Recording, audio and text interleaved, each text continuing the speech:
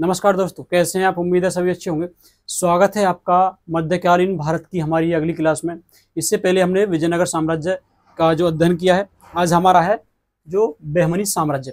बहमनी साम्राज्य से बहुत सारे क्वेश्चन पूछे जाते हैं जिन्हें हम क्लियर करेंगे। देखो, ये फ्री जो जीएस फाउंडेशन जो बैच चल रहा है आपके लिए, जो कि किस किस के लिए जरूर इंपॉर्टेंट है आपका, चाहे एनटीपीसी हो, आरपीएफ हो, एसएससी जीडी हो, एसएससी का बाकी कोई भी एग्जाम हो, दिल्ली पुलिस हो, यूपी पुलिस हो, ठीक है, इन सभी के लिए इंपॉर्टेंट है। इन सभी को मद्देनजर रखते हुए इसका जो कंटेंट है वो तैयार किया जा रहा है। ठीक है भाई, आज हम पढ़ेंगे बहमनी साम्राज्य। देखो, बहमनी साम्राज्य जो था, जैसे मैंने बताया था आपको कि 1336 में विजयनगर की स्थापना हुई, वही 1347 की स्थापना हुई। ये जो दोनों राज्य थे वो दोनों आपस में दुश्मनी रखते थे। ये जो दोनों राज्य थे वो आपस में दुश्मनी रखते थे, विजयनगर और बहमनी के बारे में देखते हैं। बहमनी साम्राज्य की जो स्थापना है वो हुई थी 1347 में। किसने की थी? अलाउद्दीन बहमन शाह ने। अलाउद्दीन बहमन शाह ने, पहले जो नाम था इसका, क्या नाम था बहमन शाह का? जफर खां नाम था। इसने जो अपनी राजधानी है वो गुलबर्ग बनाई, गुलबर्गा, और उसका नाम रखा क्या? एहसानाबाद। एहसानाबाद उसका नाम रखा। देखो, जो बहमनी साम्राज्य है वो 4 प्रांतों में जो वितरित था।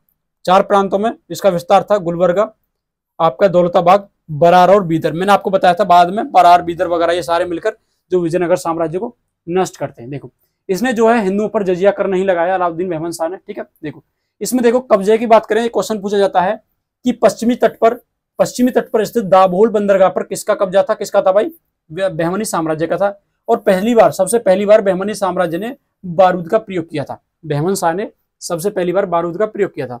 उसका उत्तराधिकारी हुआ शहाबुद्दीन अहमद प्रथम। देखो, शहाबुद्दीन अहमद प्रथम ने अपनी जो राजधानी है वो बीदर बनाई, और उसका नाम रखा बीदर का मोहम्मदाबाद। क्या रखा? मोहम्मदाबाद रखा। इसका जो अन्य नाम था, जो शहाबुद्दीन अहमद प्रथम था, उसका अन्य नाम था, एक था संत अहमद और अहमद शाह वाली।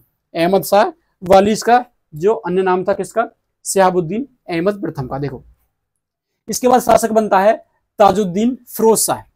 ताजुद्दीन फिरोज शाह शासक बनता है। इसने जो है फिरोजाबाद नगर की स्थापना की। ये यूपी वाला फिरोजाबाद नहीं है, ठीक है, भीमा नदी के तट पर, भीमा नदी के किनारे, कर्नाटक में, ठीक है, फिरोजाबाद नगर की स्थापना की। इसका जो विवाह हुआ विजयनगर साम्राज्य के सम्राट देवराय की पुत्री से इसका विवाह हुआ था। आपस में दोनों ने जो वैवाहिक संबंधों द्वारा एक दूसरे से दुश्मनी को कम करने की कोशिश की। इसने जो स्थापना कराई थी दौलताबाग में एक खगोल वेधशाला की क्वेश्चन पूछा गया है। दौलताबाग में खगोल वेधशाला की स्थापना किसने कराई थी? ताजुद्दीन फिरोज शाह ने। देखो, इस वंश का अंतिम शासक कौन था? वो था कलीमुल्लाह। कौन था भाई? क्वेश्चन पूछा गया है, बहमनी साम्राज्य का अंतिम शासक कौन था? कलीमुल्लाह था। ठीक है, देखो आगे देखते हैं।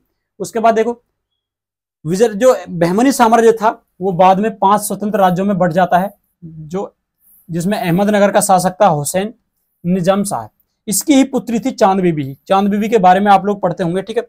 इसका चांद बीबी का जो विवाह था, चांद बीबी का विवाह हुआ बीजापुर के सुल्तान अली आदिल शाह के साथ में। अली आदिल शाह ने ही गोल गुम्बज का निर्माण कराया। किसका?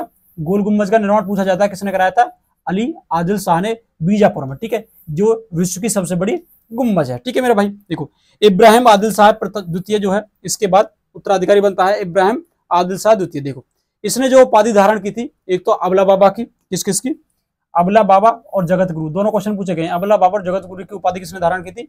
इब्राहिम आदिल शाह द्वितीय ने। देखो, इसने जो है हिंदी कविता लिखी, किताबे नौरस में इसने हिंदी कविता लिखी।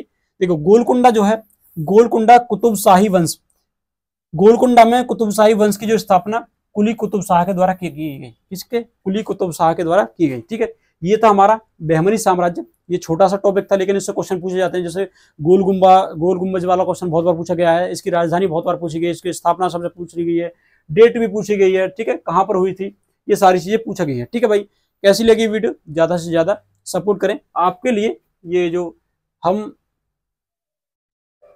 आपके लिए जो दिल्ली पुलिस के लिए, एसएससी के कोई भी एग्जाम हो, आरपीएफ के लिए, एनटीपीसी के लिए, ये फ्री जो जीएस फाउंडेशन बैच चला रहे हैं, ठीक है। और आपका ये जो हैंड रिटन नोट्स के साथ ये फ्री है, ये फ्री ऑफ कॉस्ट है। इसमें नोट्स भी आपको दिए जाएंगे। जो अगर आप इस क्लास के नोट्स यदि डाउनलोड करना चाहते हैं तो हमारा टेलीग्राम चैनल है एम.ए. अत्री, उस पर जाकर डाउनलोड कर सकते हैं। मिलते हैं अगली वीडियो में। जय हिंद।